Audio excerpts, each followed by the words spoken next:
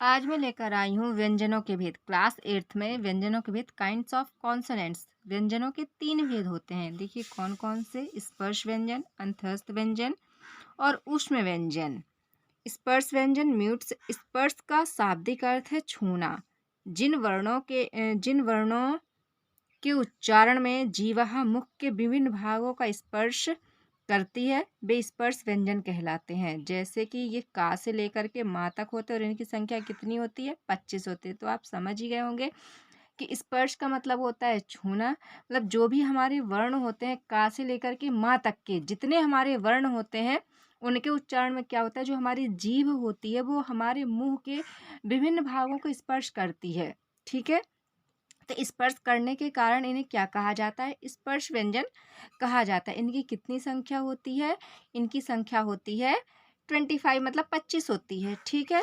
देखिए जैसे कि मैंने यहाँ पर ये टेबल बनाई हुई है, तो देखिए इसमें मैंने पूरा आपको बताया है। जैसे का ख ग घ ण, ये हमारा क्या हुआ, ये हमारे 5 अक्षरों का एक समूह बन गया, एक वर्ग बन गया। मीन्स ये हमारा का वर्ग बन गया। उसके बाद है च छ ज झ इया, तो ये हमारा चा वर्ग बन गया। ट ठ ड ढ ण, ये हमारा टा वर्ग बन गया। इस प्रकार से आप देख सकते हैं कि मैंने ये यहाँ पर पूरे वर्ग बना रखे हैं। तो ता वर्ग होता है, एक हमारा पा वर्ग होता है। तो ये हमारे जितने भी का से लेकर के माँ तक के देखिए यहाँ पर आपको वर्ण दिख रहे हैं। ये वर्ण हमारे क्या है, इनकी संख्या 25 है और ये वर्ण हमारे स्पर्श व्यंजन है। उसके बाद है हमारा सेकंड नंबर अंत्यस्थ व्यंजन। तो इनकी संख्या कितनी होती है, 4 होती है। देखिए जैसे य र ल व, ये हमारे कितने होते हैं, अंत्यस्थ व्यंजन 4 होते हैं। उसके बाद हमारा थर्ड आता है ऊष्म व्यंजन। तो देखिए यहाँ पर दिखा है कि श, श, सा और हा, ये हमारा ऊष्म व्यंजन है। इनकी भी संख्या कितनी होती है, 4 होती है। तो अंतस्थ व्यंजन देखिए सेमी वॉवेल्स क्या होते हैं, इन व्यंजनों का उच्चारण करते समय जीवहा के, इन व्यंजनों का उच्चारण करते समय जीवहा मुख के किसी भी भाग को, किसी भी भाग को पूरी तरह छूती तथा इनके उच्चारण में श्वास का अवरोध बहुत कम होता है। इनकी संख्या 4 है। तो देखिए आप समझ गए होंगे कि जो हमारे अंतस्थ व्यंजन होते हैं वो क्या होते हैं, कि इनका जो उच्चारण होता है उनको करते समय, इन वर्णों का उच्चारण करते समय हमारा जो मुंह होता है, तो जीवा पूरी तरीके से सभी भागों को स्पर्श नहीं करती है।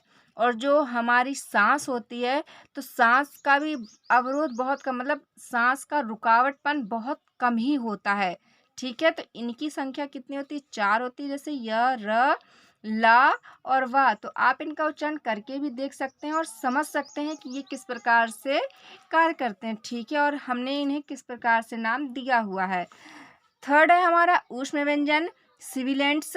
इन व्यंजनों के उच्चारण में हवा मुख के विशेष भागों को स्पर्श करने के कारण गर्म हो जाती है, इसलिए इन्हें ऊष्म व्यंजन कहा जाता है। इनकी संख्या कितनी है, 4 है। देखिए श, श, सा और ह।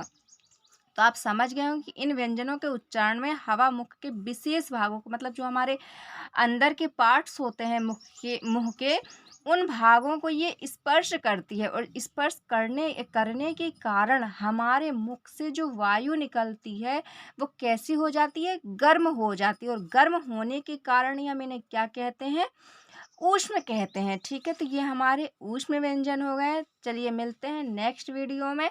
तब तक के लिए लाइक एंड सब्सक्राइब, और आप कमेंट्स करके बता दीजिएगा कि आप कहाँ से और वीडियो पर नए हो तो आप सब्सक्राइब करना ना भूलें। तब तक के लिए लाइक एंड सब्सक्राइब।